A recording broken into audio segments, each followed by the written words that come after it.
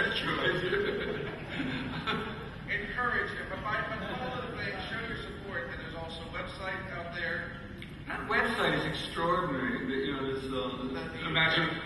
It's it's based in LA. The fan site. The fan site. Yes. This is extraordinary. This woman out in LA has started this support site. It's absolutely brilliant. It's just Imaginarium of Dr Parnassus.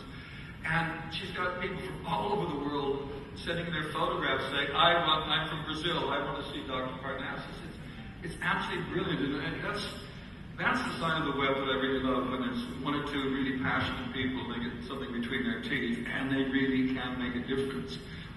Most of, as you say earlier about what you read on the web, it's just, I don't know what it is anymore.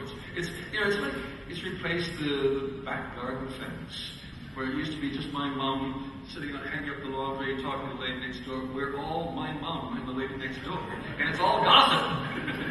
Most of it is. It's all dirty laundry. Yeah, that too.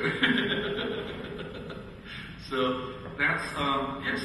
There's a gift here to each. What do you think? A man with a kilt? You think a man with a kilt? How many men have kilts here today? Well, oh shit! I'm gonna have to give it to the guy closest.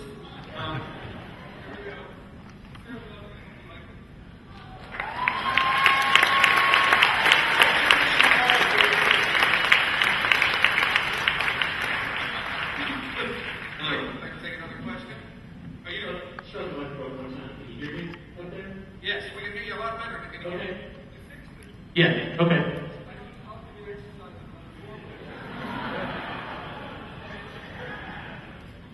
Hi, Mr. Gilliam.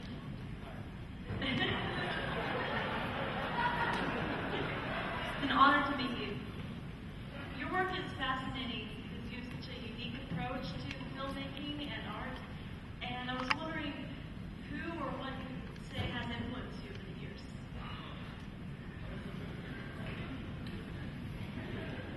Well, that question is always the hard one, because I'm a magpie. I'm totally eclectic. Everybody influences me, and I just suck it all in. I'm a thief, a robber. I usually steal from dead painters and writers, but occasionally I don't. I don't know. I mean, I think with film, it was always interesting. I can list Disney and all the obvious ones: Wells, Kurosawa, Buñuel, Bergman, Woody Allen, but the interesting one is Stanley Donen, who did all those great musicals, starting with Singing in the Rain, and Funny Face, and blah, blah, blah. And years ago, I went to the Sundance, thank you, the Sundance Institute, not the film festival, where they bring in, quote, professionals, which I apparently was one, and the beginning filmmakers get a chance to meet professionals and learn the tricks of the trade. And Stanley Donen was there. He was in my group of professionals, and he showed like 15, 20 minutes, maybe 30 minutes of his films.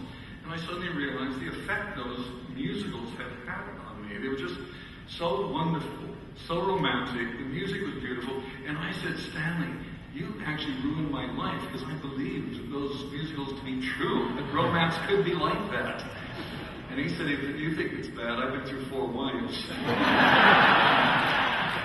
And so I'm always surprised by who has influenced me, and I'm not aware of. I mean, painters, of course, Bruegel, Bosch, those are the obvious ones, but then it just goes on. And I don't want to be limited by anything, so it's just anything I read, I keep it. There's a drawer in my house with magazines, and I see an image or an idea, and I rip it out and stick it in this drawer. And when I start a new film, I go through this pile of torn shred paper, and there's a bit of that, and here's a bit of that. I don't have a form, basically. I just suck up and hopefully spew out something. It's kind of, see, Robin Williams is better at this, because Robin is like a great antenna. The entire knowledge of the world is going in, and then he can take it and put it out in very clean ways of putting that, juxtaposing that with that. And I do, probably I take in less information, and what comes out is more like a stew that's been cooking for several weeks. You just mush. So there's a difference how you do it, but it all influences me. But funny enough, I don't watch many current films. I really am bad at it. I don't know why. I think it's because because maybe I've just seen too many films over my life, and I'm not surprised anymore. And films were about surprise for me. Suddenly the world opens up, and it doesn't happen that often for me anymore. So, What was the last film that happened? on the plane, I was watching State of Play. I didn't know, and I didn't get to the end. It might have been that surprise that would have changed my life, because the plane arrived in Atlanta, and they took it away from me before I got to the end. It could have been one. I don't know. It's,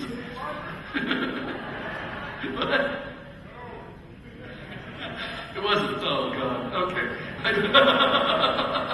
Okay. Does the guy shoot himself at the end? He puts on his uniform. What does he do? He arrives in Georgia. That's the state.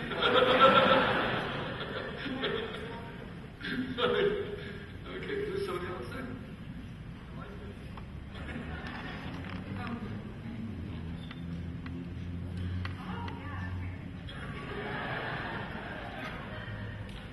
Go to the guru.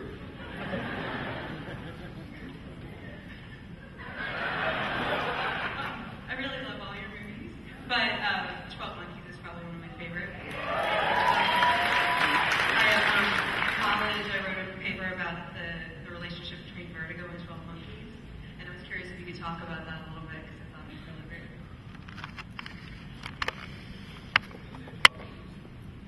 Yeah, it's a Brad Pitt, that's right. No. It was. Whitney was done later. That's right. It was. The script was fantastic. David and John Peebles wrote that script, and they had met Chris Marker because it was inspired by La Jetée. That's actually a slightly different story, because we couldn't at the end, the Writers Guild of America, a member of which I used to be, would not let us say inspired by La Jetée. They said the only thing we can say is based on La Jetée. It's not based on, it's inspired. We had to fight for several months to add a new word to their vocabulary of the Writers Guild of America. The word is inspired by, and that's two words. It's, and so they wrote that script, and I thought it was extraordinary, because I couldn't quite imagine getting through the studios, but we did. The Vertigo thing was kind of, it was really strange, because like the blonde wig that Madeline puts on, it wasn't blonde in the script. I mean, I think I was thinking Vertigo even more than they were.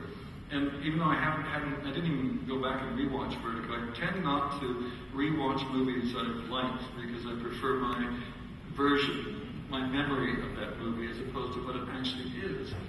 And I don't know why I put that blonde wig on her, but it was the right thing to do, because it was even more Kim Novak-y. And then we chose the clip that was in there. David written that.